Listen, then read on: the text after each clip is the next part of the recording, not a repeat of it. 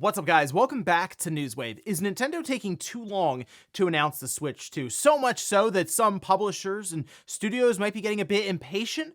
Well, that might have actually just happened, as one game was announced that seems like it's slated for the Switch 2, and we'll go over that here today. Also, we are going to be talking about another studio that's shut down. This one, though, stands out a bit, mostly because of the company that was actually running it. And then we'll also be talking about that Nintendo Playtest that's been ongoing for the last day or so, because Nintendo asked everyone not to share things, and, well, it went about how you'd expect. So if you guys enjoy these videos, make sure you hit that like button, helps out a ton. And if you're new here to the Spawnwave channel, make sure you subscribe down below. And of course, members of the channel do get Newswave early. If you would like to learn more about this, click the join button down below this video. And we're gonna start today with the Xbox Series X, the Series S, and the NPD or the Circana sales results, because at times they'll give us some interesting bits of information around these consoles. They can't come out and like outright tell us this is how many systems sold down to like the 1 unit or like the thousands or anything like that. Most of that information is kept private and then sold for like analysts or different firms that want that information. But still, we do now have at least some knowledge around the sales ratio when it comes to the Xbox Series X and the Xbox Series S in the US. We can see this is posted up. This is over on Gamer Social Club, who says the digital-only Series S in the US, according to Circana, with a 51-49 split. So the Series X is actually overtaken the Series S now, that being at 51%. And it's interesting because early on, it was actually the opposite. It appears now the Series X has climbed back, overtaking really a small majority. I mean, by 1% here. On the flip side, the PlayStation 5, 18% of the total sales of that console are digital. So it's, pretty lopsided there in favor of the disc-based PlayStation 5 system. Although recently in September, 40% of PlayStation 5 sold were digital-only consoles. So it appears that it is actually accelerating on that side. But here we are now with the Xbox Series X and the S, basically 50-50 at this time. And it still makes you wonder about Microsoft's future when it comes to just physical media in general, because, well, their digital console is taking over a large amount of the install base here, basically just training people to not really want to buy a disc in the first place. Also, we did get an official trailer for Croc, which is getting a remaster, and actually you can see it here. For the most part, I think it looks pretty good. I mean, it's based off of a game from the 90s on the original PlayStation, so they're only going to be able to do so much here, although it's HD, upgraded graphics. They did mention modern analog controls with an enhanced camera, and that, to me, was the biggest thing. The controls really were not good at that. I mean, it was early days for just 3D in general, but certainly 3D platformers.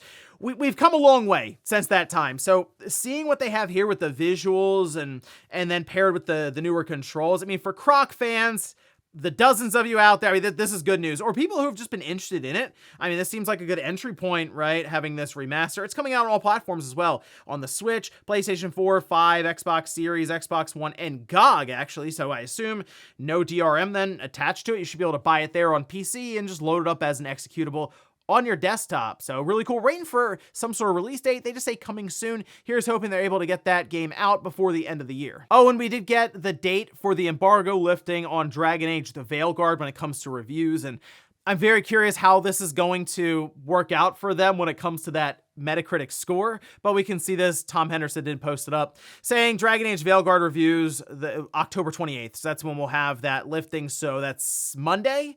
All right, so we'll see how that goes. Basically, the next news wave will at least have the score in that day, and then we'll cover it the following day. But I did actually make that the poll question later on, just seeing what everyone's predictions would be for that Metacritic score being attached to Dragon Age the Veilguard. So we'll check in on that later on the show. And guys, with some of the quick news out of the way, let's get into the bigger stuff. Let's start right away with a game that seems to have been announced for the Nintendo Switch 2, although it's been done in sort of a coy way, and this is a game that did release back in 2017 and is now getting a re-release, although it does look like they're going back and doing a lot of work to it to fix up some of the issues and improve some of the visuals. And no, I'm not talking about Horizon Zero Dawn Remaster, although there seems to be a bit of a different reception for this one.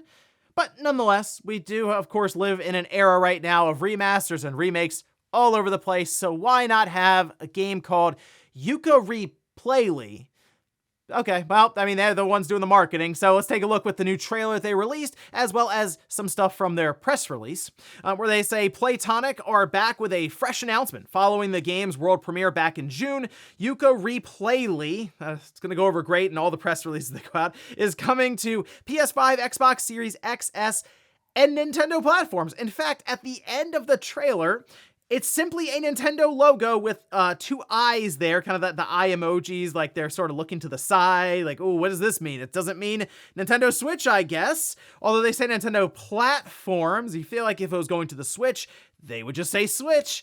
So Ukulele, when that came out back in 2017, it did eventually also come out on like the Switch and everything, so it's already there for older platforms, the Xbox, the PlayStation, the Switch. It's on PC, and now we have this newer version of that game, which they go over all the additional features and upgrades that it has, which obviously the visuals do take a step up here. They also mention new and improved challenges, new collectible currency, navigating the world is a bit better as they now have a map and challenges tracker. So with a collectathon like this, yes, you're going to want ways to be able to check off all those different boxes and stuff. They've also revised controls and the camera, and for the most part, previews have been very positive on it, saying that, hey, this is seemingly just, okay, so it's Ukulele, but they have applied a lot of stuff that they've learned over, with the last 8 years or so now, to try to set it up to just be a better 3D platform, what their original vision was, if you'll say here. But yeah, that Nintendo platforms at the end, Nintendo platforms,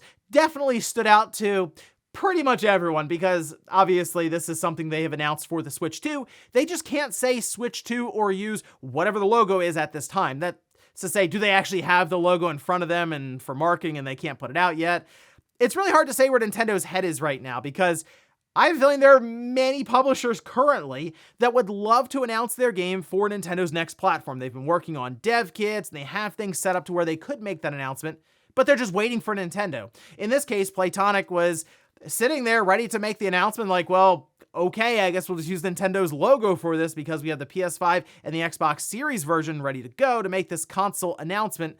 So sure, put the temporary Nintendo logo in there. And this is something that, as long as Nintendo waits to announce this thing, is probably going to keep happening with publishers who have their own marketing timelines in effect, just have to kind of side-eye it a bit and say, yeah, Nintendo, who knows what's going on over there, but we are developing for their next system.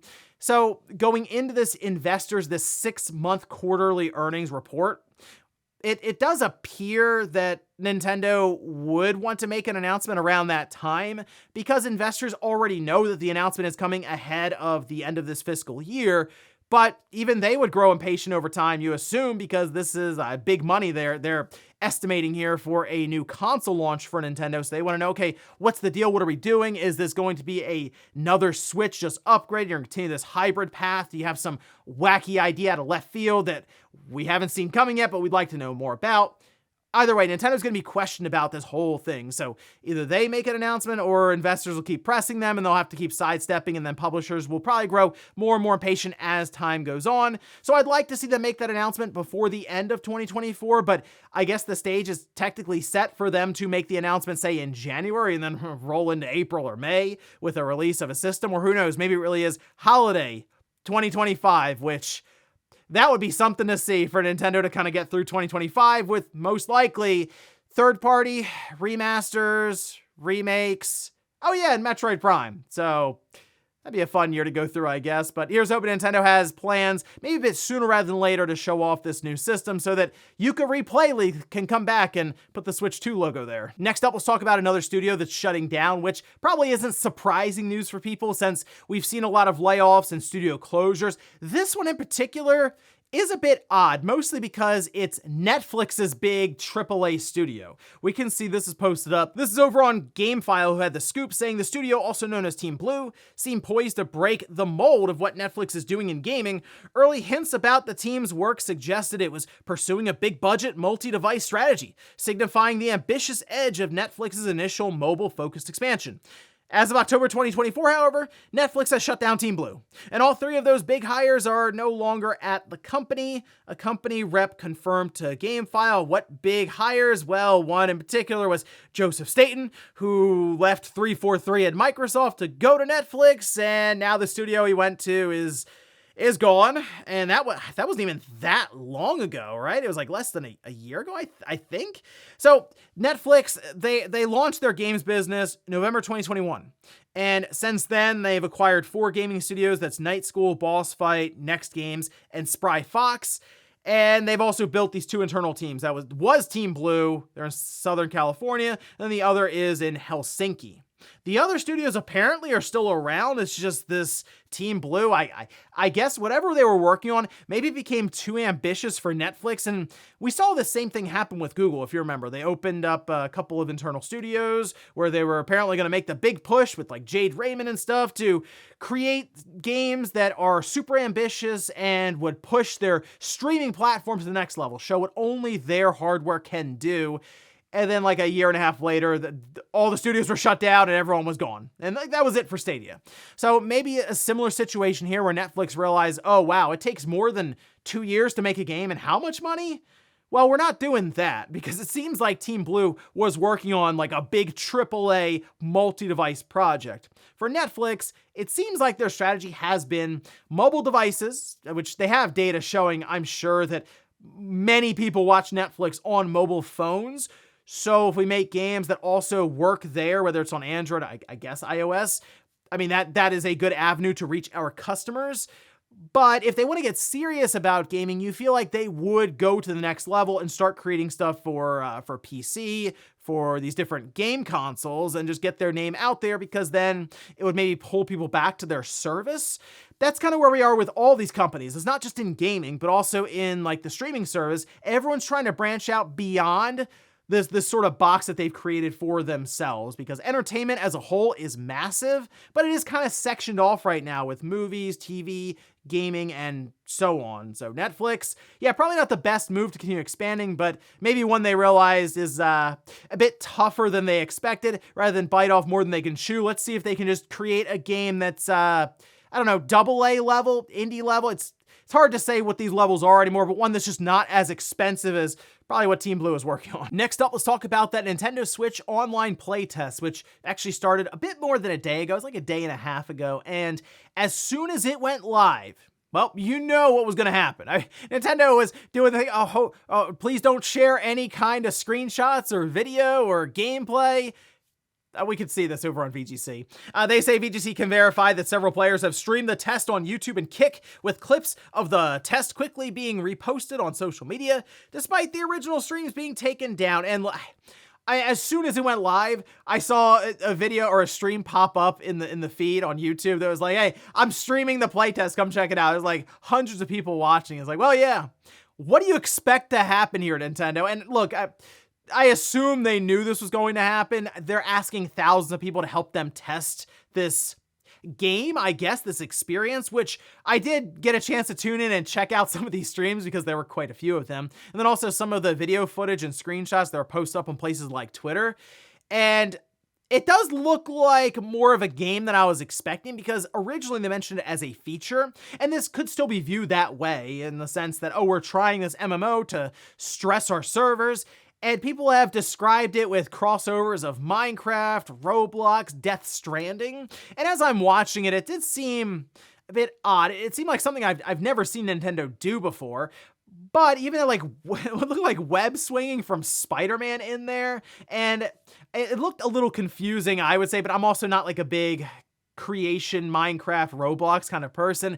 However, the ideas there are interesting, and if Nintendo does form this into more of a game that could even be attached to Nintendo Switch online service, could just offer extremely unique experience for people to sign up for that online service and just jump right into this immediately. And something that I think has been kind of missing from the Switch is a bit of that community aspect. Like Miiverse, for example, that was a big one. Even on the Wii, we had all these channels where people would work together with different things, right? I mean, the Everybody Votes channel. It's a very basic concept, but at the end of the day, it brought a lot of people together to vote on weird things. And it was still that sense of like community coming together. So maybe that's an aspect here, and something Nintendo's exploring is, can we trust the community to come together and not be weird about it? Which, I guess so far so good. I haven't seen anything that's too out there, but it also hasn't been opened up to the public yet, and that's usually when things go sideways. So we'll see if this actually turns into something Nintendo one day signs in and is like, hey,